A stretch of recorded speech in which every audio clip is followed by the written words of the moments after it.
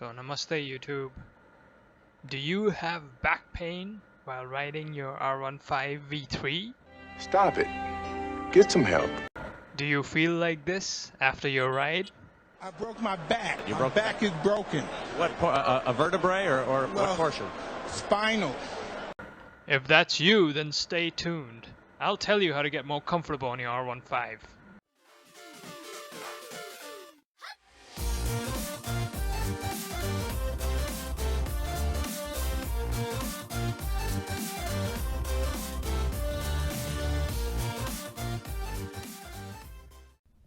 So I got these CBR handlebars.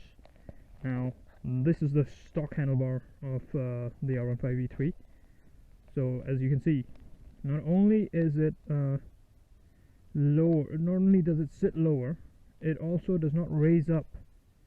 So what happens is the end result will be something like this.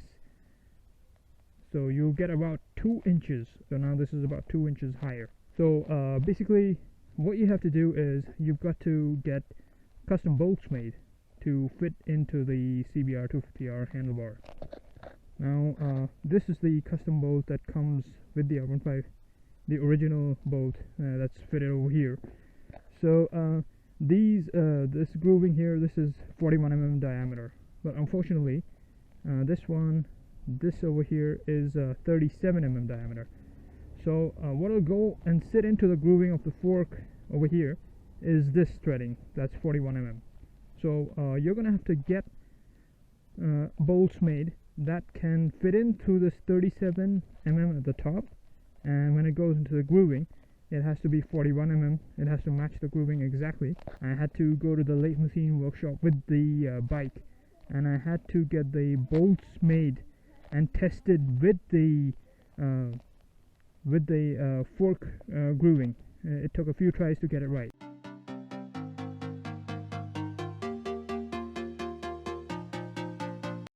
So of course these are the CBR handlebars. As you can see, this is what it would look like. Now unlike the R15 V3s, which the clip-on, it extends from here and comes in like this. So this is raised instead. So you need to get these. You'll most probably only get it from a service center which services the Honda Big Wing. So the same place where they sell the CB350 RS. That's what happened to me here in Hyderabad. I only got it from the workshop that is near what used to be Anand Theatre in Hyderabad. So that was the only service center that had it. So you need to get these. This is around 1,500 bucks for the pair. So you need to get that first.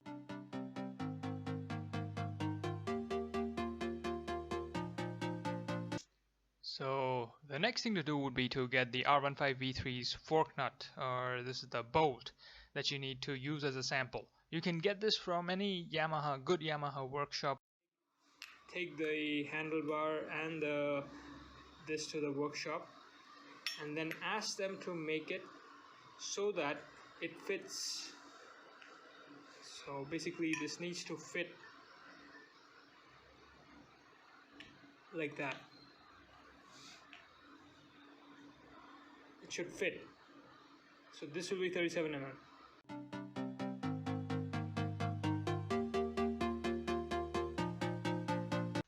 Step 3, of course, is actually going to the Lathe Machine Workshop. And what I did was I took the bolt from the Yamaha R15 V3, which I got from the Yamaha workshop, and I showed it to the technician here, and he pretty much got the measurements from that bolt, and he tried to recreate that bolt with some kind of heavy alloy that they use. Now of course what's going to happen is he's going to ask you to open up the bike's fork nut so that he can also see if the bolt that has been made fits on the groove on the inside. I went to a couple of shops, and both places they asked the same thing. It's a lot safer to get the bolt made to fit this handlebar rather than going to a Lathe Machine Workshop and getting this scraped. My mechanic also suggested the same. The moment I showed him these clip-ons, he said there is not much metal in here to scrape.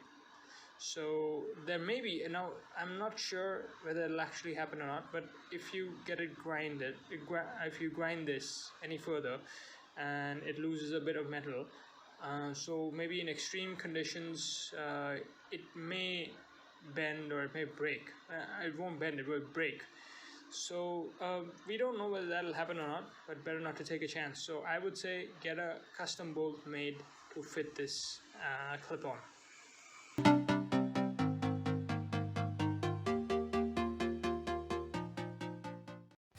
Now step 4 is fitting the handlebar and the bolt onto the bike. So it's best done by an expert, because as you can see here, you need to take out the handlebars, the existing clip-ons, and then you need to fit the bolt on, and then you need to put the new ones. And also additionally, along with the fitting the handlebars on, you'll also have to make a hole in the handlebar for the switches. It should correspond to the existing one. In my case, the mechanic looked at the existing hole and drilled in holes in the new handlebar accordingly, the new clip-ons accordingly. And so here we have it. This is how they put it on, and then we're just about done with putting the handlebar on. So in the end, once I was done, I also had to get this done. I had to get a hole drilled in through the handlebar over here, if you can see it. Okay, so I got that drilled in, and then I put an Allen key on bolt on either side. This is to hold the clip-ons in place, because the stock R15 comes with this screw in here, this slot here. So you put an Allen key here, and it sort of fits right in over there.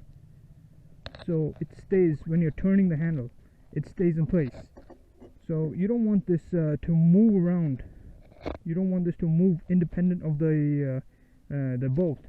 So you got to get it drilled in with the bolt. It'll stay in place. Now, of course, these bolts have become a bit rusted because I've been riding in the rain. So I'm going to rectify this by getting this painted. But yeah, apart from that, there is a definite improvement in the posture. It's not going to be completely upright, not like the Pulsar RS200 or any of the other Pulsar 150, 180 clip-ons or 220 clip-ons that are a lot more upright. But it's going to be comfier than before. Earlier, with this handlebar in place, every 120 or 130 kilometers, I used to get unbearable tricep pain, and it used to stay well after the ride was over. But with this, I'm not really getting that.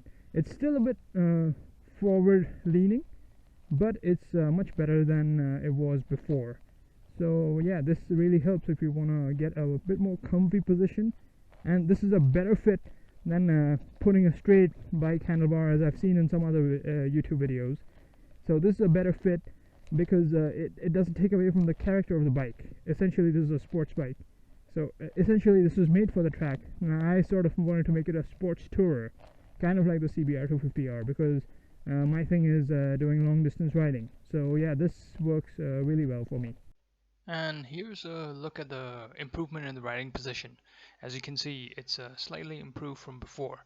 Now, before I had to hold the handlebar about there, and that used to cause the back to stress out a bit. But now it's better. From having to bend too much earlier, now it's more of a comfy position, but still not completely upright. But yeah, quite relaxed. This is what our bike here looks like. As you can see, frame protector, or frame slider over there, and a few aftermarket parts that I put in. So I've got this visor here. This is an AeroCity double bubble visor. I got these LED lights. This I just got offline from the local bike market here at Ramkoti in Hyderabad. And let me also show you the radiator grille protector. As you can see, as a radiator grille protector with the R15 logo that I ordered online as well. And coming to the handlebar, this is the CBR 250R handlebar that I've gotten installed on the bike. So here's one more look at the bike. So this is what the bike looks like. And that about wraps it up. Do hit the like button if this video helped you.